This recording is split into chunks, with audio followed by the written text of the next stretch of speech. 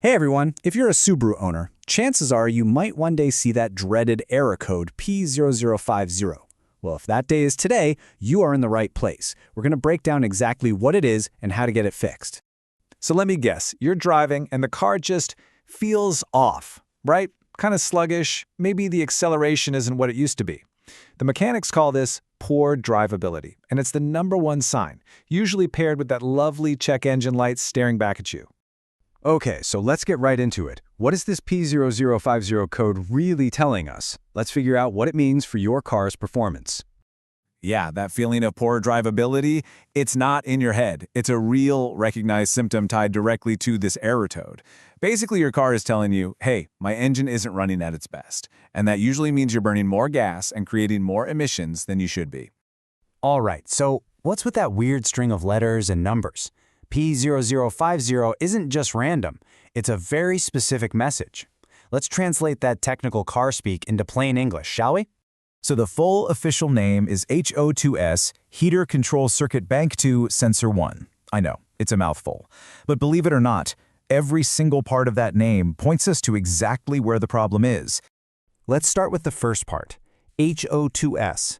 It just stands for Heated Oxygen Sensor. Think of it like a little sniffer in your exhaust pipe.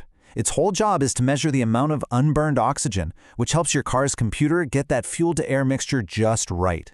And here's the cool part. It's heated, so it can start working properly right away when you start the car, instead of having to wait for the exhaust to heat it up. It's a tiny part that does a massive job. Okay, time to play detective. We've got our big clue, the P0050 code. Now we just need to line up the usual suspects. And it turns out there are really only 4 main things that could be causing this. And here's our lineup. The problem could be something really simple, like a loose or corroded wire. Or it could be the front oxygen sensor itself that's just given up. I mean, it lives in a super hot and dirty environment, so it happens. If it's not those two, then the problem might be a little deeper, in the main relay harness or even the ECM harness, which is the wiring that connects to your car's brain. So with our suspects all lined up, we can't just start guessing. We need a solid process to investigate, and that's exactly what we're going to do now. Here's a clear step-by-step guide to test each part and nail down the real culprit. Here's the game plan, and the order here is really important. We start with the simplest and most common issue first, just checking the wiring for a bad connection. If everything looks good there, then we move on to checking the oxygen sensor itself. After that, we can escalate to the main relay harness and finally the ECM harness. Following this order will save you a ton of time and a big headache. Okay, so you've done your detective work, you've followed the steps, and you've found the problem. Now what? Well, this right here is your roadmap. It's a crystal clear guide that connects each specific problem to its exact solution. No more guesswork. This is as straightforward as it gets. If your diagnosis pointed to a bad connection, you just repair or replace it. If the sensor itself was toast, you replace the front oxygen sensor. And if it turned out to be one of the harnesses, you replace the related part, either the main relay or the car's computer, the ECM. It's a direct one-to-one fix.